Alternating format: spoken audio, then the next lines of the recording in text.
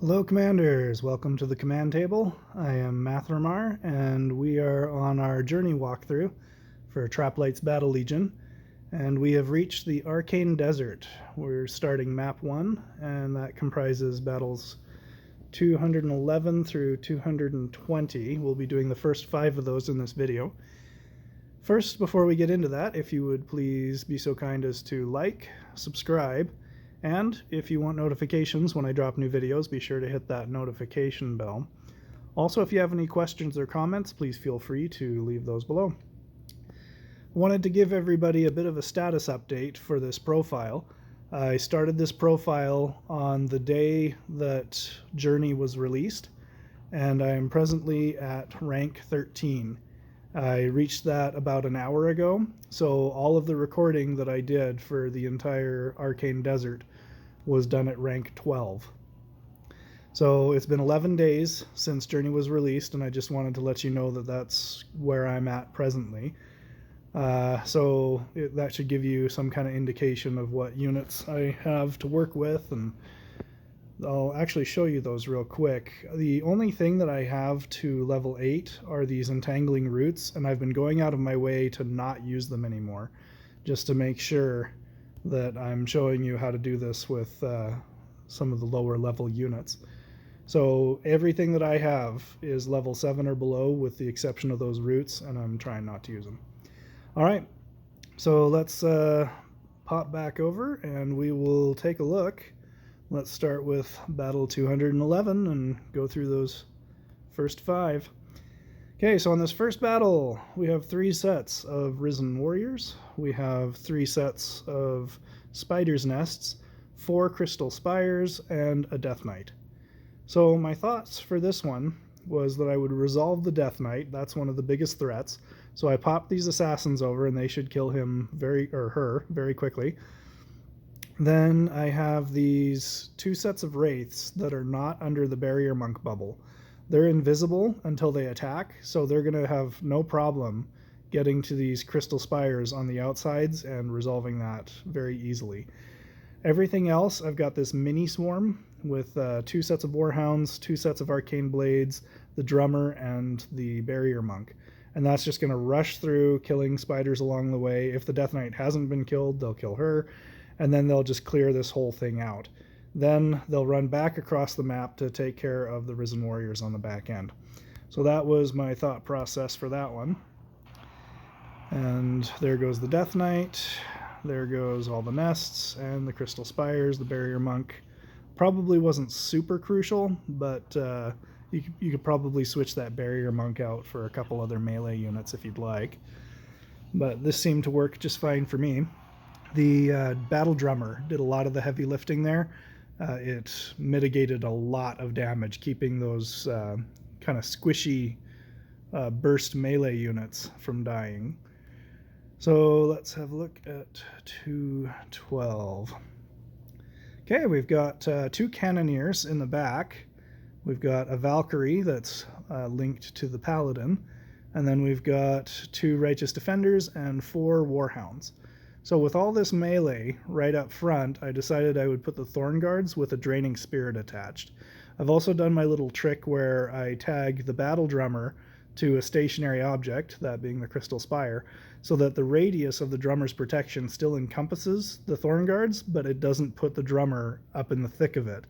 And that enables the Drummer to keep providing the damage reduction debuff without getting damaged. Then we've got the Valkyrie with the closest non-support unit being the Thorn Guards, so she's going to link to one of those, and all I really need is one of them to stay alive. So the Crystal Spire is also going to help to damage down these units. And the Assassins, oh, a note about the Assassins. I didn't do my usual trick where I split them. Usually you'd, if there's 2 units in the back that you wanted to take out, you could put their formation in such a way that they would split and go 1 to each. What I've discovered with the Cannoneers, though, is that they have such a large health pool that it's worth just taking one of them out right away by using all the assassins in the group, and then they'll run to the other one. If you split them, they won't go down as fast, and they could both get a shot off. So this way, you at least take one out of the equation, then they can run to the other one, and it shouldn't be that difficult for them to take them down since they're not going to have two cannoneers firing. So that was my thought process for that one. Let's let it run. Okay, watch those warhounds go into the meat grinder. Now it's the turn for the RDs.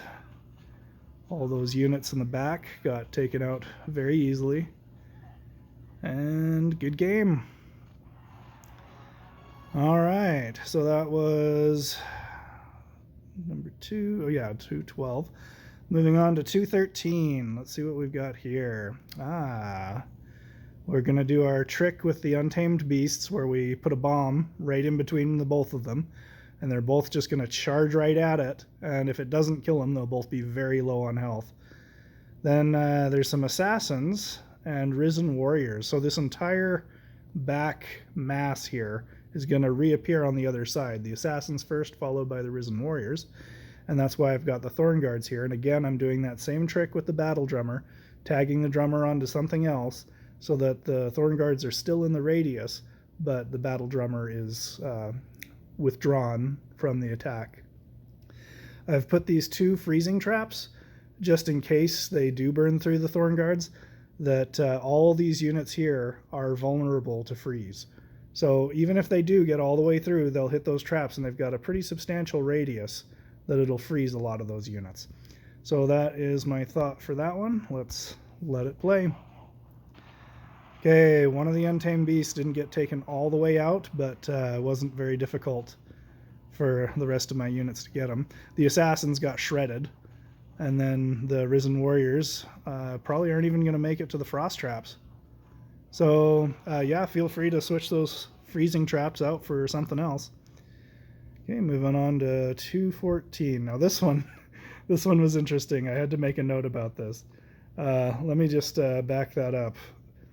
Okay, so these are the mine shrooms that I have, and we'll get it to where we can see the rest of the map here.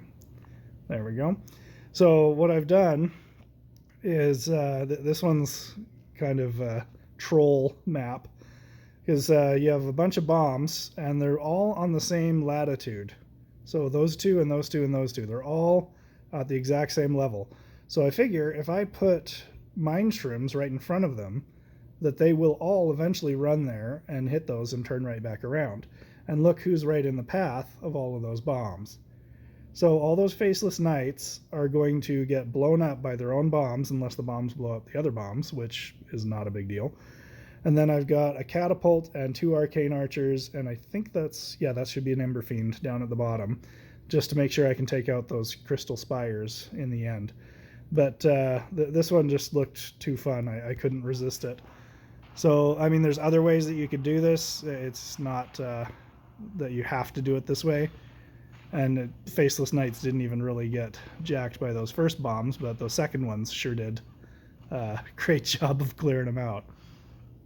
There it is. So we are now moving on to 215. Okay, so this will be the last one for this video, and we'll be sure to hit up the next ones very soon. Okay, we have 2 Phoenix units. We've got the Paladin and 2 sets of Eternal Champions. Now, in the past, I've had bomb bots just blow up the Eternal Champions because they're a real nuisance unit to resolve, especially when they're higher level than everything that you've got.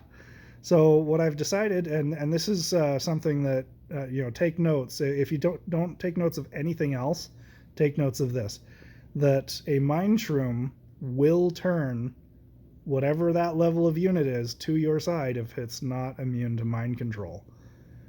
So even though those Eternal Champions are higher level, they are not immune to mind control, so once they hit those, they're mine.